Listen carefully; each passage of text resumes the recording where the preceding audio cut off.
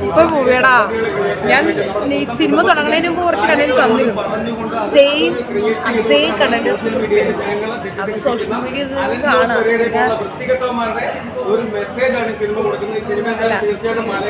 ഇതേപോലുള്ള ആൾക്കാരെ മാറ്റി നിർത്തേണ്ട ഉത്തരവാദിത്വം നിങ്ങൾ സോഷ്യൽ മീഡിയ എന്നെ പോലുള്ള ഓക്കെ വാരി വലിച്ച് കാര്യങ്ങൾ സംസാരിക്കുന്നത്, അതായത് മറ്റുള്ളവരെ പറ്റി കുറ്റം പറയാനെടുക്കുന്ന അല്ലേ ലൈഫിൽ ബാധിക്കുന്ന രീതിയിൽ യൂസ് ചെയ്യുന്ന രീതിയിൽ മീഡിയക്കാരെ പരമാവധി ആ കണ്ടന്റുകൾ ഒഴിവാക്കും.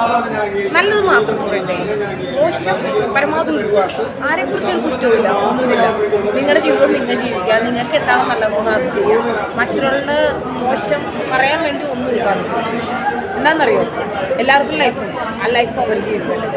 ഒരു സിനിമ കണ്ട അത് നല്ലതാണോ ഇല്ലെന്ന് പറയാം, അത് പ്രൊമോട്ട് ചെയ്യാം. ഓക്കെ, നല്ല സിനിമയെ പ്രൊമോട്ട് ചെയ്യാം, മോശം സിനിമയെ പ്രൊമോട്ട് ചെയ്യേണ്ടതല്ല. അതിലൊരുപാട് കാര്യങ്ങൾ നല്ലതുണ്ട്. ക്യാമറ നല്ലതായിരിക്കും, വ്യക്തികൾ നല്ലതായിരിക്കും, ഡയറക്ഷൻ നല്ലതായിരിക്കും, ഒരുപാട് കോസ്റ്റ്യൂം നല്ലതായിരിക്കും. ഇതൊക്കെ ഒരുപാട് ഒരു സിനിമയിൽ ഒരുപാട് പേരുടെ അനുഭവമുണ്ട്. അത് ഏതാണ് മെച്ചപ്പെട്ടതെന്ന് പറയാൻ പറ്റില്ല. ഇതിലെല്ലാം നല്ലതായിരുന്നു. അപ്പം ഓൾ ദി ബെസ്റ്റ് ദിലീപേട്ട, ഓൾ ദി ബെസ്റ്റ്. വീണ്ടും ഇതുപോലെ നല്ല പടങ്ങൾ വരട്ടെ. ഒരിക്കലും ഗ്ലാമർ ബേസിലുള്ളതല്ല, ദിലീപേട്ടൻ്റെ നാച്ചുറലായിട്ടുള്ള കഥാപാത്രങ്ങളൊക്കെ ഓൾ ദി ബെസ്റ്റ്. ഇതങ്ങനെയല്ല, വർഷങ്ങൾക്ക് ശേഷം ദിലീപേട്ടൻ എന്താ പറയുക, നല്ലൊരു കണ്ടന്റായിട്ട് എല്ലാവർക്കും ഉൾക്കൊള്ളാൻ പറ്റുന്നൊരു സിനിമയായിട്ട് വന്നിരിക്കും. കാണുക, നിങ്ങൾ സോഷ്യൽ മീഡിയ പലതും കാണുക.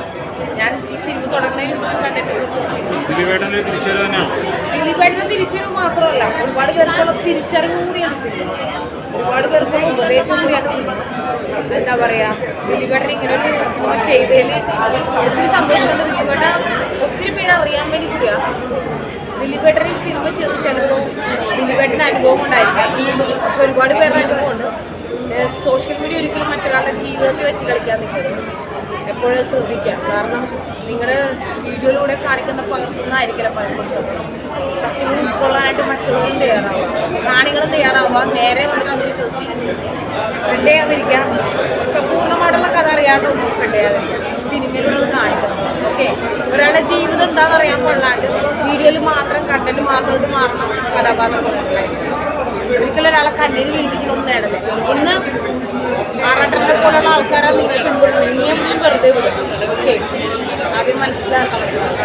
ഒരുപാട് പേരെ കരയിച്ചുകൊണ്ട് നിങ്ങൾ കണ്ടന്റ് ഉണ്ടാക്കാതില്ല. ഓക്കെ, കൂടിയാണ്. ഓക്കെ, ഒരുപാട് നല്ല വീഡിയോസ് ഉണ്ട്. അതിൻ്റെ ഒപ്പം വളർത്തേണ്ടവരെ വളർത്തുന്നുണ്ട്, പക്ഷെ വളർത്താൻ പാടില്ലാത്തവരെ. ഓക്കെ, അതൊരു ഉദാഹരണം പറയാം. വിനീഷ് ബാസ്റ്റിൻ സ്റ്റേജിൽ പെർഫോം ചെയ്ത് മറ്റൊരു ഡയറക്ടർ ഇവിടെ വിട്ടു പോയി. അദ്ദേഹത്തിന് എനിക്കറിയാം.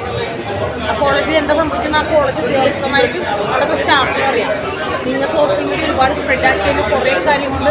ഒരുപാട് പേർക്ക് വന്നെങ്കിൽ മിസ്റ്റേക്ക് തിരുത്താൻ പറ്റും. സിനിമ അതിൻ്റെ ഉദാഹരണം. ഓക്കെ, സത്യങ്ങൾ എന്താണെന്ന് തിരിച്ചറിഞ്ഞിട്ട് സ്പ്രെഡ് ആക്കി. എനിക്ക് കുറേ സത്യങ്ങൾ അറിയാവുന്നതിനെ അറിയാം. സോഷ്യൽ മീഡിയക്കാർ പ്രത്യേകമായിട്ടിരുന്ന് കാണാം. മനസ്സിലായില്ലേ?